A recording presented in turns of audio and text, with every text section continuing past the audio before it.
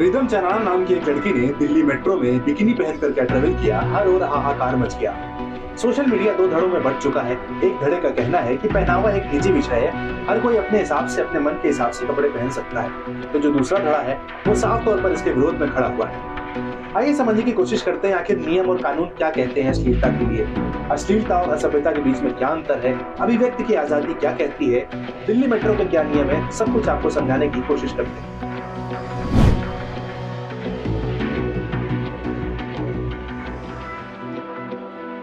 IPC की धारा 292 अश्लील सामग्री की बिक्री, वितरण, प्रकाशन पर रोक लगाती है। ये धारा आईपीसी में ऑब्सीन की परिभाषा भी देता है। इस धारा के अनुसार कोई किताब, pamphlet, paper, writing, drawing, painting, प्रतिनिधित्व, आकृति या कोई अन्य वस्तु तब अश्लील मानी जाएगी जब वो कामोत्तेजक है या कामुक व्यक्तियों के लिए रुचिकर हो, या उसकी सामग्री कामुक विचार जगाए, या उसकी सामग्री को देखने, पढ़ने या सुनने वाले व्यक्तियों को दुराचारी और भ्रष्ट बनाए।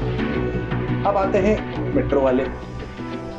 वहीं मेट्रो में बिकनी पहनने पर आईपीसी की धारा 294 लागू हो सकती है, जो अश्लील कृत्यों और गीतों के लिए सजा तय करती है, जो दूसरों को परेशान करती है। धारा की उपधारा ए के तहत जो किसी भी सार्वजनिक जगह पर कोई अश्लीलता करता है, या उपधारा बी के तहत जो सार्वजनिक जगह में या उसके पास कोई भी अश्लील गीत या शब्द गाता है या बोलता है, उसे जेल हो सकती है। वहीं सजा को बाद में 3 महीने तक बढ़ाया जा सकता है, या जुर्माना लगाया जा सकता है, या दोनों ही सजा हो सकती है।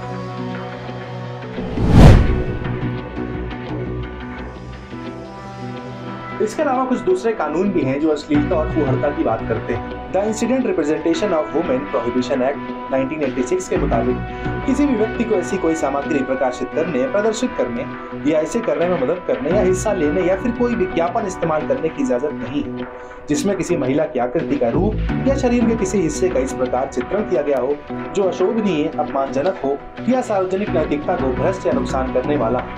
इस अधिनियम में पहली बार अपराध पर 2 साल तक की जेल और 2000 का जुर्माना है, और बार-बार अपराध करने पर 5 साल तक कैद और 10,000 से 1 लाख तक जुर्माने का प्रावधान है। इंटरनेट के इस युग में अस्तित्व में आया आईटी एक्ट यानी इंफॉर्मेशन एंड टेक्नोलॉजी एक्ट।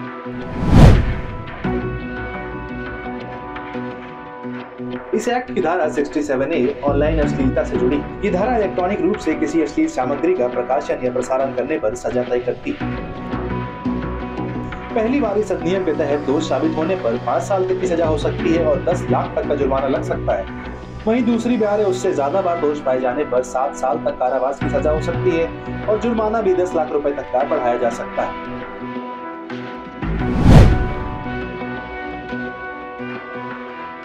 साल 2000 के आईटी एक्ट की धारा 66E किसी भी प्राइवेसी के उल्लंघन से जुड़ी है। इस धारा के तहत किसी भी व्यक्ति की सहमति के बिना उसकी निजी तस्वीरें कैप्चर करने, प्रकाशित करने या फैलाने पर सजा का प्रावधान है।